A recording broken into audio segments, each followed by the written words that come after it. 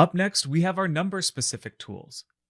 So let's get back to that Transform tab in the query editor, and assuming we have a numerical column selected, you'll see a group of number-specific tools that are active that'll look something like this.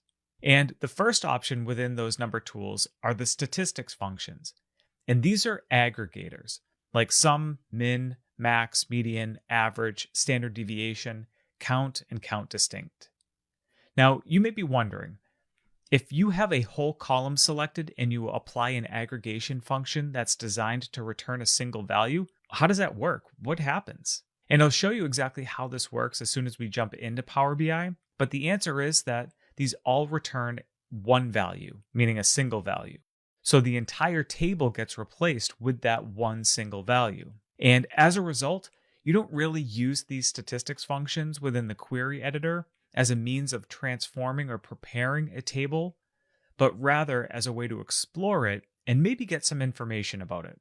So things like the count of products, the maximum costs, the median age, questions like that.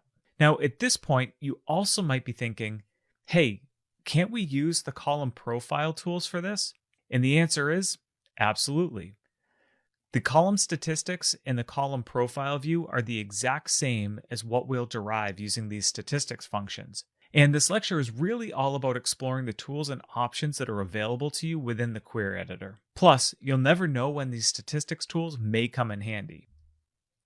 Now, the next set of tools within this group, the standard scientific and trigonometry tools, these actually allow you to apply row-level operations. So you can apply the same standard operation like addition, multiplication, division, or some more advanced calculations like log, sine, tangent, etc. And these are actually applied to each value within the column. So unlike the statistics options, these tools are applied to each individual row within the table. In addition to those standard scientific and trig functions, you also have info functions. And these basically allow you to identify binary flags, either true or false, or 1 or 0, to mark each row in a column, whether it's odd, even, positive, or negative. So with that, let's open up Power BI and we'll practice some of these number tools. All right, so similar to the text-specific tools lecture, we're not going to connect to new data for this lecture, but instead use the product lookup table. So we're going to head back into the query editor through that transform button, and we're going to practice the numerical tools here. Once we're in the query editor, let's make sure we've got the product lookup table selected. And if we jump up to the add column menu, here are my number-specific tools.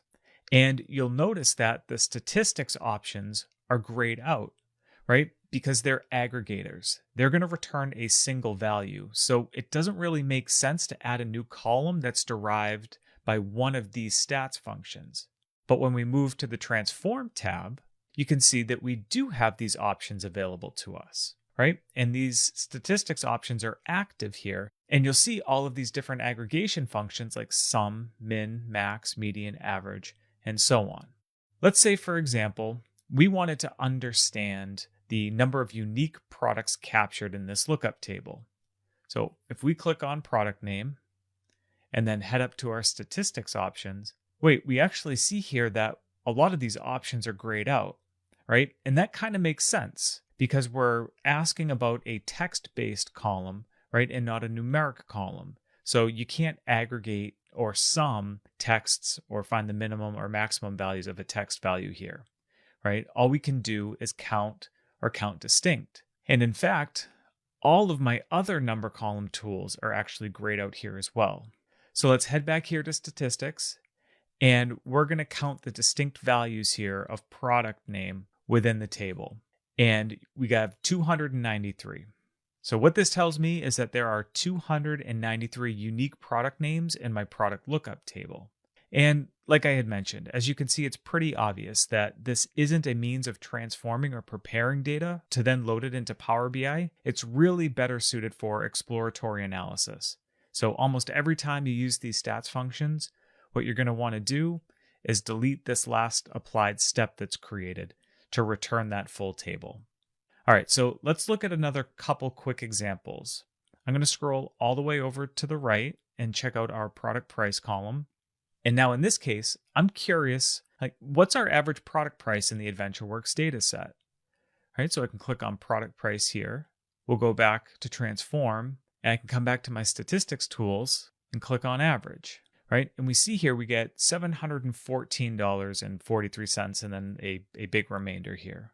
This is kind of alarming, right? It feels pretty high. So if we close back out, you can actually see here for our product names, right? We've got these different road frames, medium, large, all this stuff. So remember, this is a bike company. And so we probably sell a lot of higher end bike equipment. And you can see here in the product price column, you've got some values here around $12,000, $13,000. Keep scrolling, we go up a little bit higher to, $3,500. So now I'm curious, can we use another statistics function to answer this question a little bit more precisely, right? What is our highest priced item within the data set here? So what we can do is, again, we'll go back to this product price column, transform, statistics, and let's find the maximum value, right? And it's exactly what we just saw there. So a little over $3,500 here. Pretty expensive item here within the data set. And then we can click back on our X to clear this out. All right, so it's pretty easy to use these tools to explore some of the columns within your data set. So let's test out a couple more of these tools here.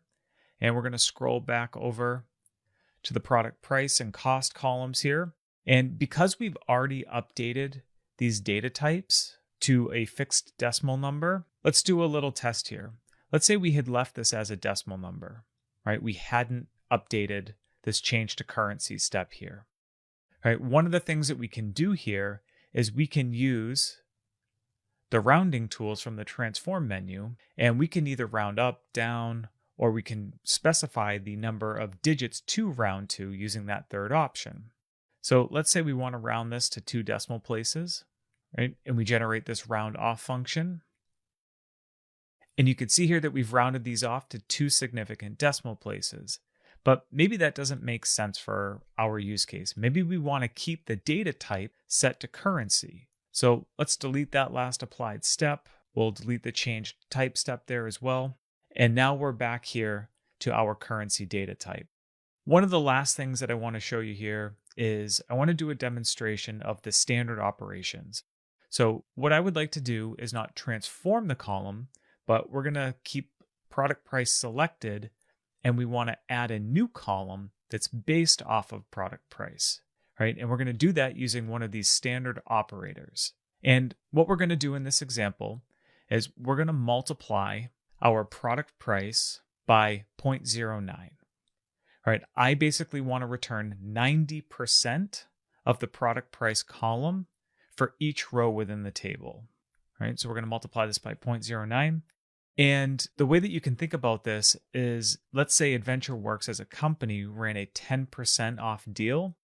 This might be something like that discounted product price column. So we'll lock that in. All right, so I can see here that we have created the new column, a new applied step here for inserted multiplication.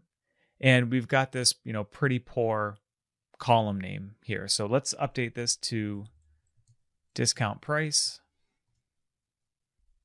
And the other cool thing to notice here is that because this column is based off of the product price column, it inherits the data type. And when we multiply the product price by 0.9, our discounted price also is set as a currency or a fixed decimal number data type. All right, so I think that's just about everything that we need to do as far as modifications to the product lookup table. So let's head back to our home tab, and we're going to click close and apply. And again, like we've seen, this is basically just updating these queries, and it'll apply these transformations, as you can see by what's happening on the screen. And it's great. It basically loads those tables, refreshes our data model.